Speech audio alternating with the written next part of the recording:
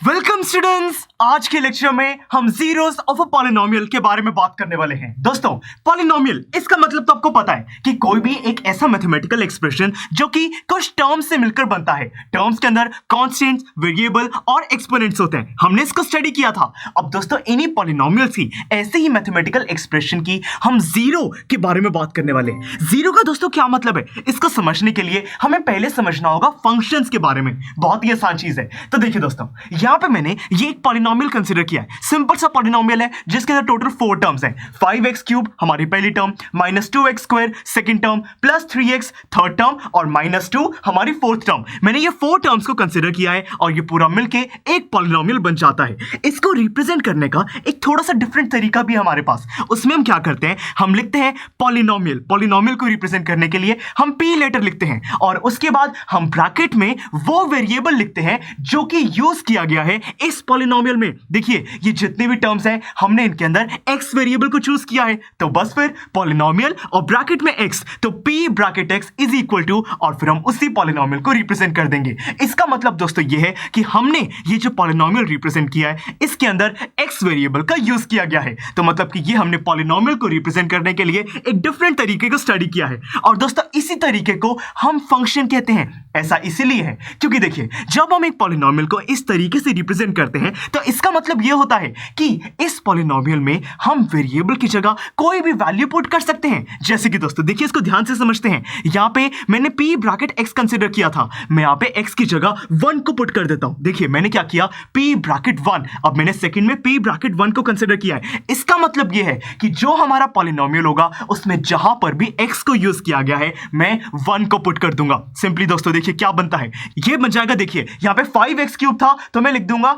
5x की जगह 1 का क्यूब। ऐसे ही -2x² था तो -2 1 का स्क्वायर, +3x यानी कि +3 मल्टीप्लाइड बाय 1 -2। दोस्तों बहुत इजीली आप इसको सॉल्व भी कर सकते हो। बन जाएगा 5 -2 +3 -2, सॉल्व करके फाइनल आंसर आ जाएगा 4। दोस्तों इसका मतलब यह है कि हमें ये जो पॉलिनोमियल गिवन था, इस पॉलिनोमियल में अगर मैं x की जगह 1 को पुट करता हूं तो दोस्तों मुझे अपना फाइनल आंसर मिल जाता है 4। और इसी को हम फंक्शन कहते हैं। फंक्शन इसीलिए कहते हैं क्योंकि ये एक ऐसा मैथमेटिकल एक्सप्रेशन बन चुका है जिसके अंदर जब मैंने एक इनपुट वैल्यू इंट्रोड्यूस करी, मतलब कि जब मैंने 1 एक इनपुट को इंट्रोड्यूस किया तो मुझे एक आउटपुट मिला। तो मतलब कि ऐसा मैथमेटिकल एक्सप्रेशन जिसके अंदर इनपुट के लिए एक हमें आउटपुट मिलता है, उसी को हम फंक्शन कहते हैं। यहां पे इनपुट था हमारा 1, हमें आउटपुट रिजल्ट क्या मिला अपना 4। तो यानी कि दोस्तों ये एक पॉलिनोमियल को रिप्रेजेंट करने का हमने डिफरेंट तरीका समझ लिया है, इसको हम फंक्शन कहते हैं। और अब बहुत ही इजीली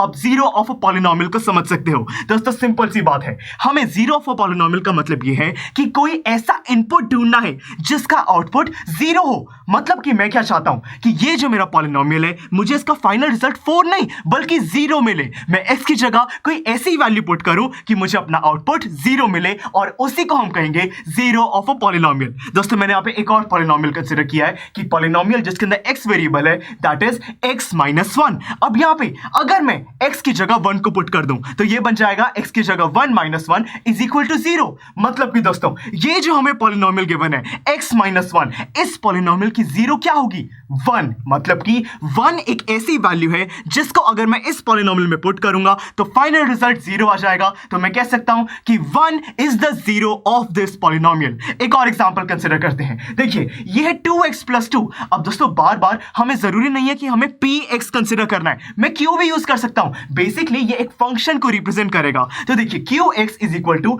2x + 2, ये हमें एक पॉलिनोमियल गिवन है। अब दोस्तों इसकी 0 हमें कैलकुलेट करनी है। देखिए जो पहले एग्जांपल था उसके अंदर तो x - 1 मुझे देखने से पता चल रहा था कि अगर 1 पुट करूंगा तो 1 - 1 0 आ जाएगा, तो हमें पॉलिनोमियल की 0 पता लग जाएगी। बट इसके अंदर क्या वैल्यू पुट करूं दोस्तों, ये थोड़ा सा कंफ्यूजिंग हो सकता है। इसको आसान बनाने के लिए हम क्या कर सकते हैं, देखिए मैं क्या चाहता हूं कि मुझे ये जो 2x + 2 है इसको सॉल्व करने पर, मैं x की वैल्यू को पुट करने पर मुझे ये पूरी वैल्यू 0 मिल जाए। तो हम क्या करेंगे, यहां पे जो qx है इसको 0 के इक्वल पुट कर देंगे। हमें इन दी एंड ये जो qx है इसकी वैल्यू 0 चाहिए। तो सिंपली दोस्तों ये एक इक्वेशन बन जाएगी। ये जो दोनों राइट हैंड साइड्स हैं मैं इनको इक्वेट कर सकता हूं। बन जाएगा 2x + 2 = 0, क्योंकि दोनों ही qx के बराबर थे तो मैंने उनको इक्वेट कर दिया। तो दोस्तों अब ये सिंपल सी इक्वेशन है, इसको हम सॉल्व कर सकते हैं। ये बन जाएगा 2x + 2 = 0, यानी कि 2x = -2। ये एडिशन था, राइट में जाके सब्ट्रैक्शन में हो गया। अब यहां पे x = -2 डिवाइडेड बाय 2, मल्टीप्लिकेशन में था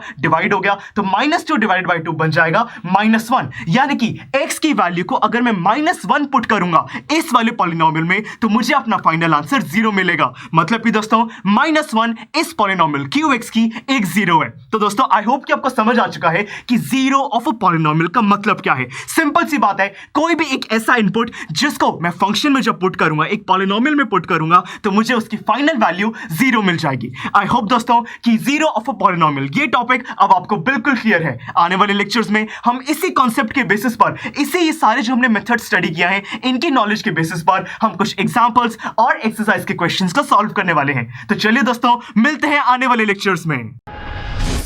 आई एम श्योर स्टूडेंट्स, आपको ये लेक्चर काफी पसंद आया होगा और ऐसे ही मजेदार तरीके से अपने हर एक कॉन्सेप्ट क्लियर करने के लिए डाउनलोड कीजिए PUStack ऐप को, जहां पर आपके पास और भी बहुत सारे ऑप्शंस होंगे, जैसे कि back exercise solutions, tip videos, sample papers and much more. So what are you waiting for? Download the app now.